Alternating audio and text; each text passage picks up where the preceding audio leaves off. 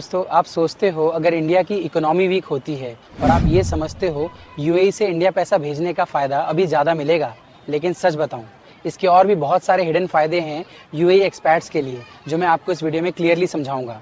और एक चीज़ by default आपका पैसा इंडिया में अब ज़्यादा वैल्यूएबल है। यहाँ आप 1000 दिरहम कमाते हो। पहले इंडिया में 24,000 रुपये मिलते थे, अब लगभग 25,000 मिलते हैं। मतलब घर जाने वाला पैसा अब और स्ट्रांग हो गया। इधर दूसरी चीज़ ये होगी कि अभी आपके लिए इंडिया में इन्वेस्टमेंट सस्ता हो जाएगा।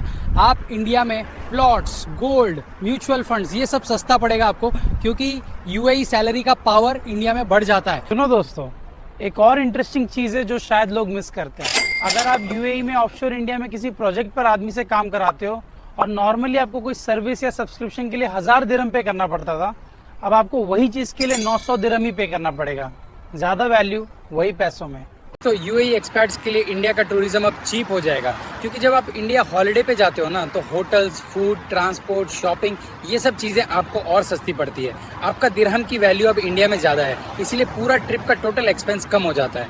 जब आप यूएई से इंडिया अपनी फैमिली के अकाउंट में रेगुलरली पैसा भेजते हो तो बैंक को दिखता है कि आपका इनकम स्टेबल है और आप रिस्पॉन्सिबल हो। इससे क्या होता है? पहले फैमिली का बैंक अकाउंट स्ट्रॉन्ग दिखता है। दूसरा, आपका सिबिल स्कोर इंडिया में फास्ट इंप्रूव होता है और फिर बैंक आपको प्रायोरिटी कस्टमर ट्रीट करने लगती है। तो जब इंडिया से कोई सामान यूएई में आता है, जैसे ग्रेन्स, दाल, स्पाइसेस या फ्रूट्स, तो ये सब इंपोर्ट होता है।